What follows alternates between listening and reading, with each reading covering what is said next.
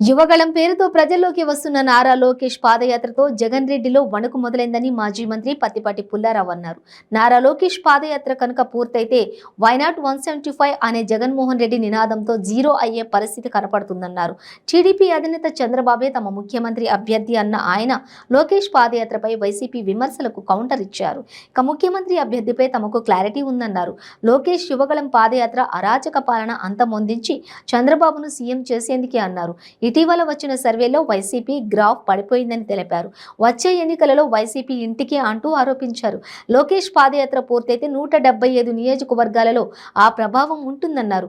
ముఖ్యమంత్రి అభ్యర్థిపై మేము స్పష్టంగా ఉన్నామని, వైసీపీ నేతలే కన్ఫ్యూజ్ లో ఉన్నారన్నారు. ఈ పథకాలు అమలు కావు, ఈ మంత్రి కూడా చెప్తారు. సంక్షేమ పథకాలు ఎత్తేస్తామని చెప్పగలరా అంటున్నారు. ఎత్తేస్తామని మేం చెప్పట్లా, మీరు ఎత్తేయడానికి సిద్ధంగా ఉన్నారు, మీకు చేత కాదు.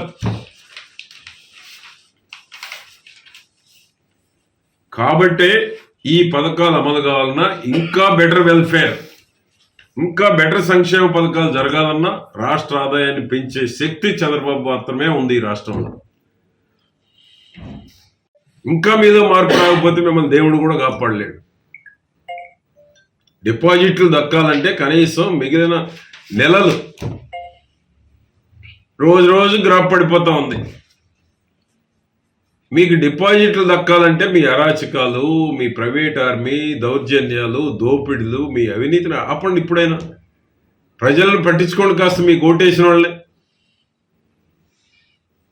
అంతే, మీరు కన్ఫ్యూజన్లో ఉన్నారు తప్ప మేమెక్కడ కన్ఫ్యూజన్లో లేము అని ఇక్కడున్న మంత్రికి, ఈ జిల్లాలో ఉన్న మరొక మంత్రికి కూడా నేను తెలియజేస్తున్నా. మా ముఖ్యమంత్రి రేపు అధికారంలో చంద్రబాబు గారే, ఏ కన్ఫ్యూజన్ లేదు ఇక్కడ.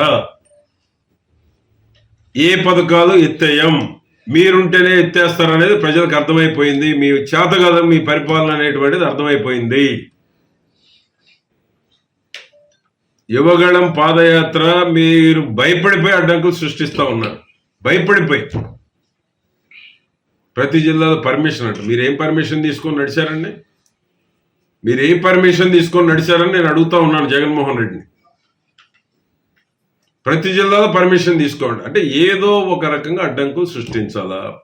ప్రజాదరణ కోల్పోయినటువంటి వారు ప్రజాదరణ ఉన్నటువంటి నాయకుడిని అడ్డుకోవాలి. యువగళం ఈరోజు మొత్తం కదులుతా ఉంది, రాష్ట్రం మొత్తం. లోకేష్ బాబు పాదయాత్రకి తండోపతండాలుగా పాదయాత్రలో పాల్గొనాలని ఈరోజు రాష్ట్రం మొత్తం ఎదురు చూస్తూ ఉంది. మీ పాలన భరించలేక రోడ్లు ఎక్కుతూ ఉన్నారు.